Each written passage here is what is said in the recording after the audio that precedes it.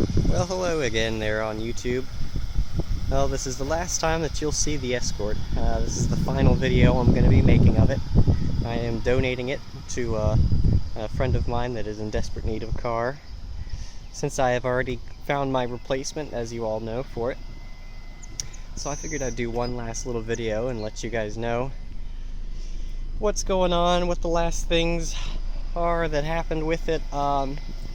You know, there's really not that much wrong with it. It needs some work, of course. It's a 95, so that's really what you would expect. But I found my Accord that I've been looking for quite a while, so I think it's a bit of an upgrade. I think it's a big upgrade, actually. Not to say that this is a bad car at all. It'll serve somebody very well. So, just not me. I bought this car back in August of last year for $100 whopping. So it's definitely served me well for that price. I got it with 76,000 miles, and as it sits right now, it's at 84,110 miles. So only put, 8,000 miles on it. And it, everything pretty much works just like it should. Air conditioning works. It's ice cold. The transmission shifts just fine. All the seat belts, the automatic seat belts work fine. Of course, unlike the Accord, this has a driver and a passenger airbag, but oh well. The only thing that really kind of doesn't work is that. The defrost doesn't really stick anymore, so.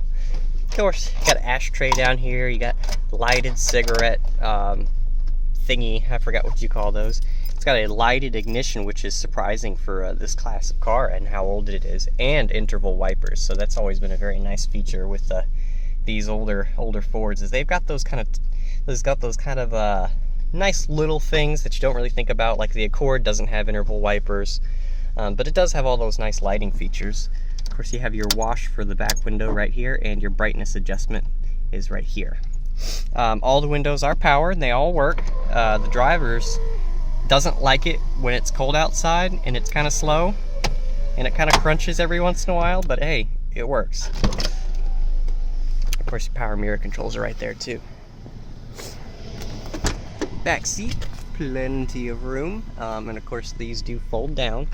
Press the button right here, comes down, create a nice little wagon area. And the back seats are nice and spacious for this size of car. It's not bad. It's got enough support. It's good enough for a short trip back here. Of course, this does not have any headliner in it because it was all saggy when I got it. I like the power window controls on these back windows. Kind of cool, kind of different. And if we pull up this back hatch, you'll see that those are working just as great as ever. So, oh well. But your back hatch area here has plenty of room. It's got a cargo cover. So, I mean, you really do get a lot of room in a small little car with these Escorts.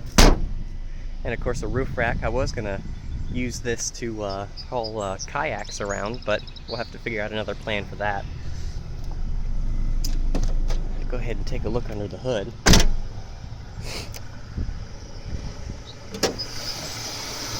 And as you would expect with only 84K, running just as good as ever.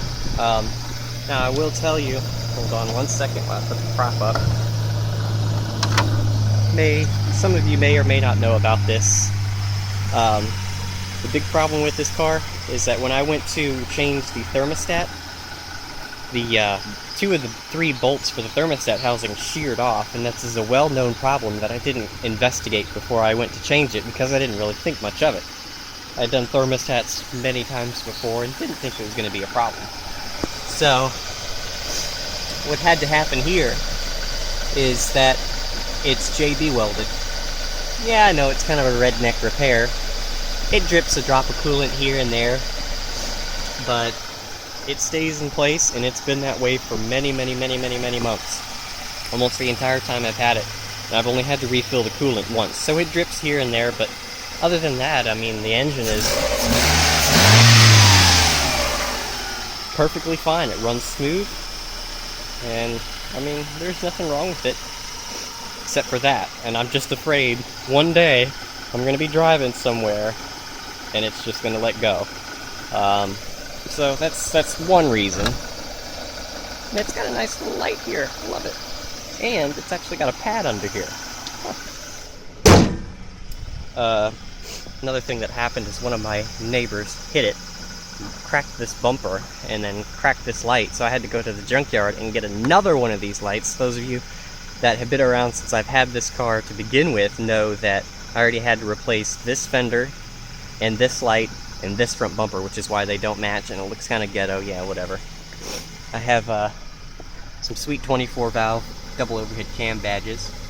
It was a $100 car. I mean, give me a break. Who cares? It's all in good fun. And these marks are from where we had to pry the door to try to get it to open all the way when this fender was bad. So there's some marks here.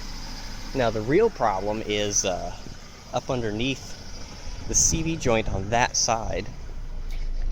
If I can maybe get up underneath here and show you. Besides the noisy power steering pump, is that this joint,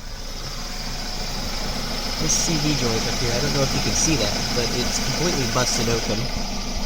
And I don't know if you can see this either, but that tie rod, this tie rod right here, has busted open. So it needs some work that I don't really